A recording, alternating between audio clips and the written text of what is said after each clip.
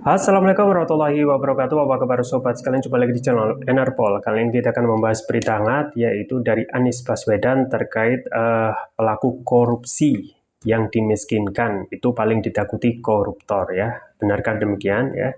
Apakah nanti bisa diwujudkan ya? Mengingat pembentukan atau legislasi undang-undang itu ya atas izin oligarki gitu ya. Kalau oligarki itu tidak menginginkan atau mayoritas ya partai politik itu tidak setuju ya tidak goal gitu ya.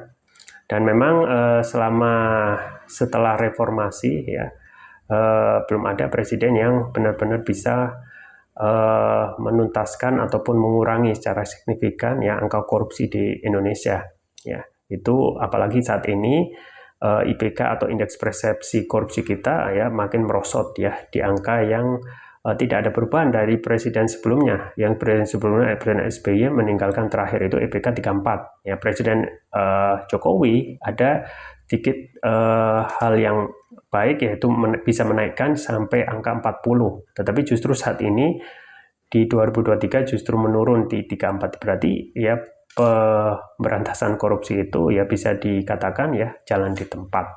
Ini Anies ya menyampaikan ingin pelaku korupsi dimiskinkan, itu paling ditakuti koruptor. Langsung saja kita baca dan kita ulas. Jakarta, CNN Indonesia, bakal calon presiden Anies Baswedan mengatakan penyitaan harta hingga aset-aset pelaku tindak pidana korupsi merupakan hukuman yang paling ditakuti oleh semua koruptor. Apa hukuman yang paling menjerakan dalam praktek korupsi? Dimiskinkan. Dimiskinkan, diambil hartanya, disita hartanya, karena itu yang paling ditakuti oleh semua koruptor. Nah, ini memang hal yang sedikit ideal gitu ya saat ini ya. Tetapi kalau kita melihat prakteknya untuk pembentukan undang-undang perampasan aset ya, kita bisa lihat sendiri gitu ya. Ketika Mahfud MD menyampaikan itu di depan anggota Komisi 3 kalau nggak salah itu ya, Bambang Pacul menyampaikan ya itu tergantung dari ketua umumnya gitu ya. Kalau sudah telepon ya Pacul gitu. Siap Bu ya, tidak bisa berbuat apa-apa. Artinya memang ini masalah sistem saja. Kalau apa yang disampaikan untuk memiskinkan itu hal yang normatif yang bisa saja gitu ya, menjadi teknis yang caranya itu bisa bermacam-macam ya, bisa terkait dengan aturan tentang pembuktian terbalik ya, yang itu justru dihapuskan oleh DPR ya. Nah, artinya apa? Tidak ada itikat baik dari wakil rakyat sendiri gitu ya. Ya ditenggarai memang tidak bisa gitu ya menghilangkan budaya korupsi ketika biaya politik itu mahal. Makanya apa yang disampaikan oleh Mahfud MD ya, malaikat bisa jadi iblis kalau masuk dalam kekuasaan saat ini ya. Biaya politik mahal ya, kemudian tidak mungkin juga tidak mendapatkan keuntungan gitu ya. Justru mindset saat ini ketika sudah masuk sistem saat ini ya, yang diharapkan lebih cenderung untuk meraih cuan sebanyak-banyaknya ya. Beda dengan pada saat era kegemilangan para pemimpin Islam ya, para khalifah itu ketika mereka menjabat ya, mereka langsung jadi miskin ya, karena mereka lebih fokus kepada rakyat daripada memperkaya diri. Nah, kita lanjutkan. Anies mengatakan upaya pemiskinan koruptor harus menjadi pegangan dalam upaya pemberantasan korupsi. Ia ingin hukuman tersebut diterapkan agar pengentasan korupsi berjalan optimal. Anies menyebut ada 3 akar permasalahan korupsi yang harus dibereskan. Pertama, korupsi karena kebutuhan.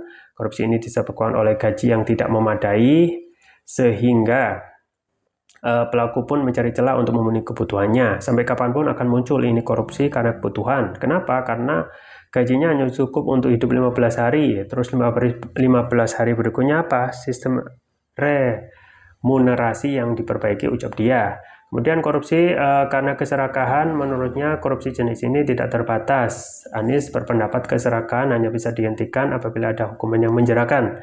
Hukuman yang menjerakan, kata Anies, mampu mengubah keserakahan menjadi rasa takut. Terakhir, korupsi yang disebabkan sistem, ia menyebut korupsi jenis ini akan selalu terjadi selama sistem yang keliru masih diterapkan. Kami melihat ada 3 akar yang harus dibereskan itu.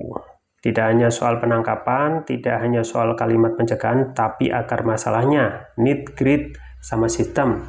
Kalau itu kita tangani, insya Allah bisa, ujarnya ya. Itu ya sobat sekalian yang disampaikan oleh Anies ya, intinya Apa yang disampaikan Anies ya tidak salah gitu ya. Yang ditakuti ya dimiskinkan. Tapi apakah itu bisa diterapkan gitu ya? Apa bisa diwujudkan? Mengingat psikologis rakyat kita itu ya sangat sayang sekali gitu ya kalau sangat apa ya bahasanya itu sangat eman gitu ya kalau orang yang mempunyai banyak duit itu ya dimiskinkan ataupun disita hartanya ya. Kalau bisa sekalian ada kong kali kong untuk saling berbagi hasil korupsi kan gitu.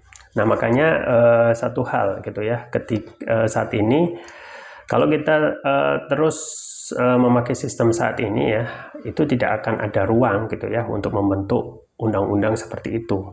Karena sekali lagi DPR ya itu ketika menjadi bacalek ya itu butuh modal, dan modal itu dibiayai oleh oligarki, dan setiap undang-undang yang digolkan itu tidak mungkin ya merugikan oligarki gitu ya. Makanya hal-hal semacam ini pasti akan merugikan oligarki gitu ya. Nah sampai kapanpun ketika mempertahankan sistem ini gitu ya, sistem demokrasi yang sebenarnya kedaulatan di tangan rakyat tetapi itu utopis ya, justru yang lebih banyak adalah kedaulatan oligarki ya, maka selamanya yang idealisme seperti ini itu tidak akan bisa terwujud selama sistemnya tidak ada kesadaran untuk merubah sistem gitu ya. Sistem yang paling baik ya sistem Islam ya.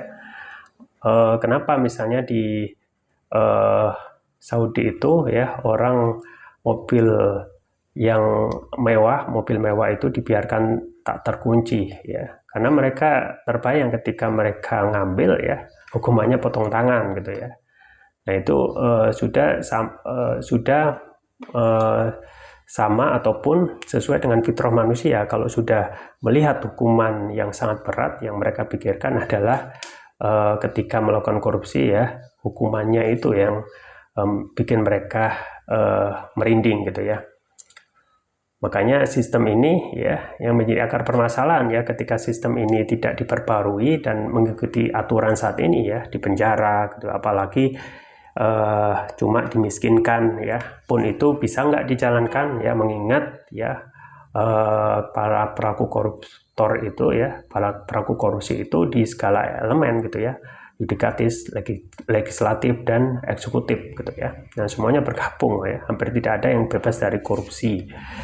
Kita tunggu saja ke depan ya terkait idealisme ataupun keinginan Anies ya, apakah bisa komit dan dijalankan ketika nanti jadi memenangkan kontestasi dan jadi presiden. Itu saja yang bisa saya sampaikan, semoga bermanfaat. Jangan lupa like, share, dan subscribe. Sampai jumpa lagi. Wassalamualaikum warahmatullahi wabarakatuh.